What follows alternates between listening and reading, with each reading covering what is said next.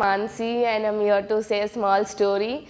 Like we had the first performer, a teacher, mathematics teacher, saying 90s kids and 2K kids. We had small comparison, right? So this story is completely based on rejection. 90s kids are very much matured enough to accept the rejection, right? They are very much strong, mentally strong, but we 2K kids are not that mentally strong. We'll be easily broken even if there's a small rejection. So this story, let me directly go with this story. There's a small village named Tamaracheri. In that village, there was one old lady living, and her husband recently passed away. When they were young, they were the richest and the wealthiest family in the whole village.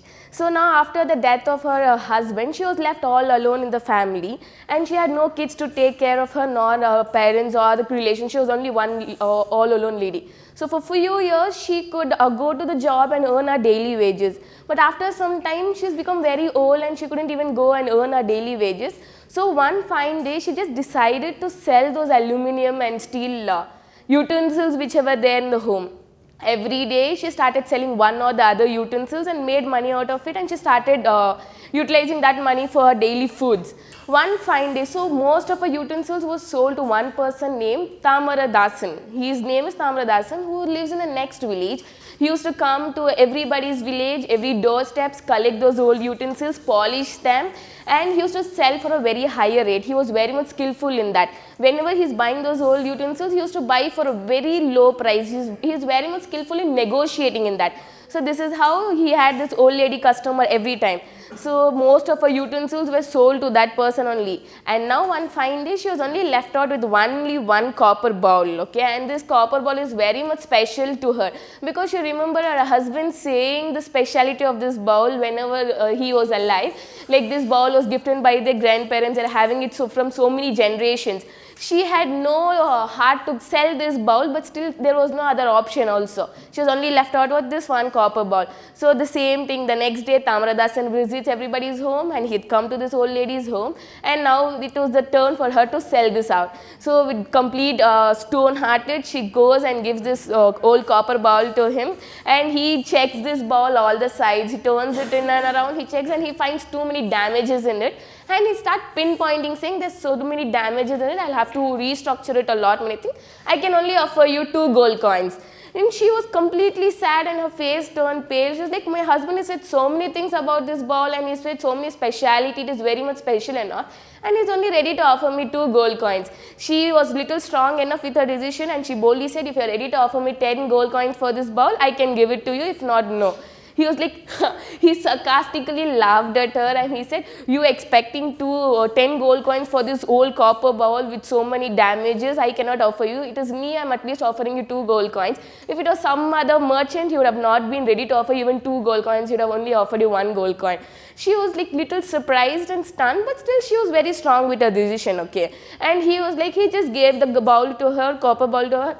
He went away, and on the way he's thinking like, where will this old lady go and sell this out? Tomorrow whenever again I'm going, she have to come back to me only, let me take care then. Now the old lady in her home, she's thinking, oh my God, I guess my husband, he didn't know that this doesn't worth him much, and he was just giving too much of scenes out of it. And yeah, because we girls usually do from grandparents side, if we're getting even one small aluminum platter also, we used to create too much of show out of it. It is from my mom's side, my grandmother's side and all the stuffs. So this lady, she thinks, okay, my husband didn't know that this doesn't worthy, and he said so many stories about this. The 2 gold coins was also gone out of me. What am I going to do for my next meal? She was very much worried about this. At this point of time, there's another new merchant entering into the village. He's a very new merchant and he was very loyal and honest person, where he goes to everybody's home and he also collects the old utensils, but he was very loyal enough to the village peoples. How much ever the cost is that, he used to pay them. He never negotiates with anyone. So he again visited this old lady's house and he asked, Ma, if there's any old utensils, can you get them out? I'll buy them. And now this old lady, she was already having it in her hand. She wanted to sell this out, that's all. That is how she can move to her next meal, or she can get some amount out of it. So she directly takes it to him and he says, please, I'm only left out with this. Kindly give me how much ever you can afford it to this. And he also takes that. He also checks all the sides and he sees the damages. And he says, okay, let me just see the quality of this copper. And he just scratches all the sides. When he scratches all the side, he was surprised and he was stunned for a while. And he was like, please, I can offer you how much ever money for today's rate. Will you give this to me? She was like, yeah, that is what I'm asking. No, give me how much ever money it is. It's like, okay, ma'am, please don't sell it to anybody. The rate of this for today is 400 gold coins.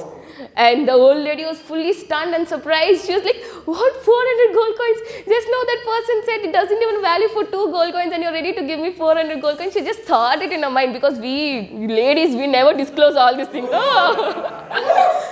Even if you're finding a cloth which is 450 rupees, the same cloth when we go to the other shop, we'll say, just now he said 350 and you're saying it 450, how can you do that? So we are very sharp in this.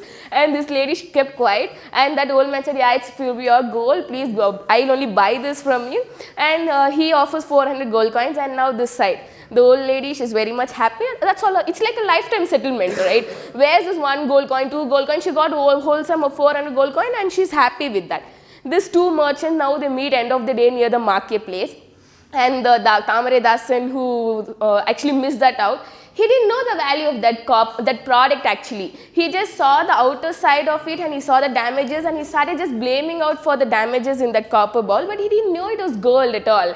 So the other person, the new merchant, he found the value of it and he took it for 400, he just sold it for 400 gold coins and he made 1000 gold coins out of it. That is how the story actually, what I'm trying to say is, most of us would have faced many Tamare Dasans like this, who will never see the good qualities in you and the better qualities in you. They'll just try to find the faulty things out of you.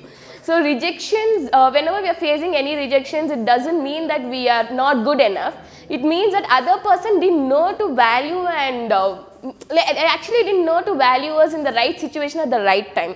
The reason why I came up with this rejection story is because recently most of us would have faced many rejections in your interviews. You might have faced rejections with we had so many love failure stories also happening here.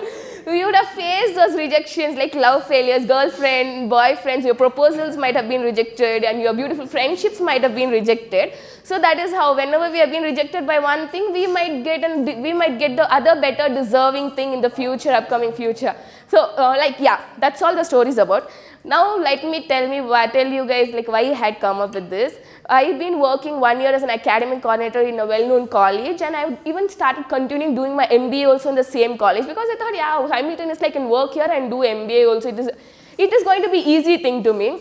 But within 1 year, I found that I'm not growing there, nor I'm not finding any changes in my life. It's just the same shitty thing, morning 9 o'clock login, evening 5 o'clock log out. That's all. I was quite emotional, I'm sorry.